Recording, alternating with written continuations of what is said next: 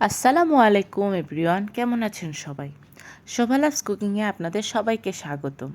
আজকের পর্বে থাকছে কাতলা মাছের কালিয়া। এই রেসিপিটি বানানোর জন্য আমি কাতলা মাছ কেটে পিস করে সুন্দর করে ধুয়ে নিয়েছি। কাতলা মাছের কালিয়া রেসিপিটি বানানোর জন্য আমি একটি টমেটো, দুটি পেঁয়াজ, 3-4টি কোয়া রসুন, 2টি কাঁচামরিচ এবং ধনিয়া পাতা ব্লেন্ড করে নিয়েছি। এখানে আমি দেশি ধনিয়া পাতাটাই ব্যবহার করেছি।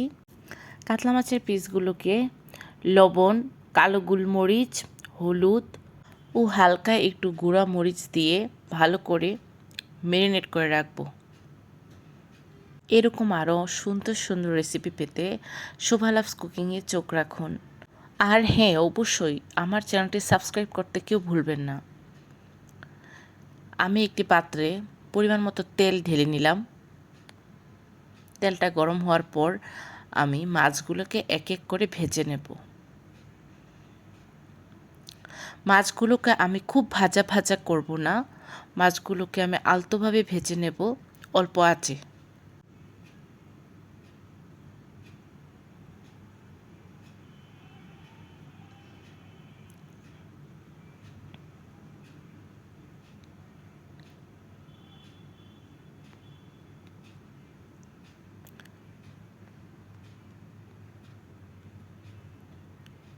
রুই মাছ দিয়েও কিন্তু কালিয়া রান্না করা যায়।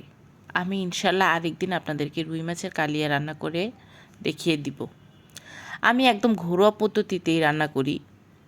হয়ে গেছে আমার মাছ ভাজা প্রায়। আমি মাছ ভাজার তেলেই আরেকটু পরিমাণ তেল ঢেলে নেব। আপনারা চাইলে আলাদাভাবেও রান্না করতে পারেন। এখন আমি আধা কাপের চেয়ে একটু কম পেঁয়াজ কুচি দিয়ে দেব, যেন একটা আলাদা করে সেন্ট আসে।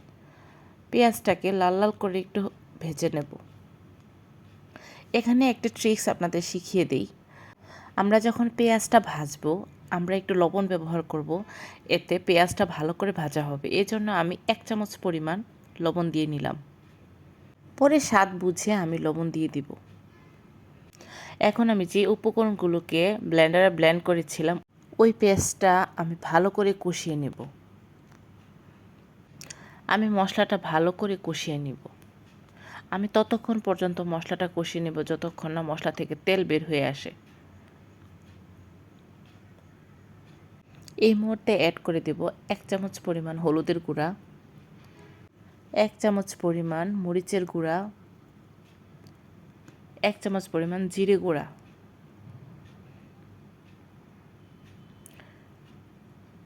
এখন এই উপকরণগুলো ভালো করে কষিয়ে নিব। বন্ধুরা, কষিয়ে আসা বুঝবেন কিভাবে? যখন দেখবেন মশলাটা তেল ছেড়ে দিয়েছে, তাহলে বুঝবেন আমার মশলাটা ভালো করে কষিয়ে এসেছে। দেখতেই পাচ্ছেন আমার তেলটা কতটা সুন্দর করে উপরে উঠে এসেছে। এই মুহূর্তে আমি মাছগুলোকে এক এক করে দিয়ে দিব। আলতোভাবে দিতে হবে, নয়তো মাছ ভেঙে যাবে।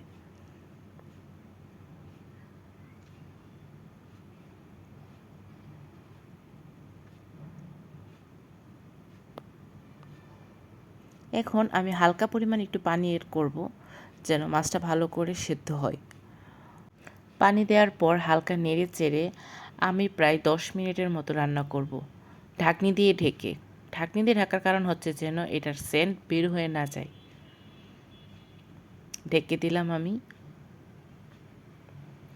হয়ে গেছে আমার কাতলা মাছের কালিয়া। এই মুহূর্তে আমি দেশি ধনিয়া পাতা দিয়ে দিব। দিয়ে আমি প্রায় আরও 5 মিনিটের মতো ঢেকে রান্না করব, যেন একটা ভালো ফ্লেভার আসে। দিয়ে দিলাম কাঁচামরিচ। হয়ে গিয়েছে আমার পারফেক্ট কাতলা মাছের কালিয়া। এখন আমি গরম গরম পরিবেশন করব। আপনারা এভাবে বাসায় ট্রাই করতে পারেন।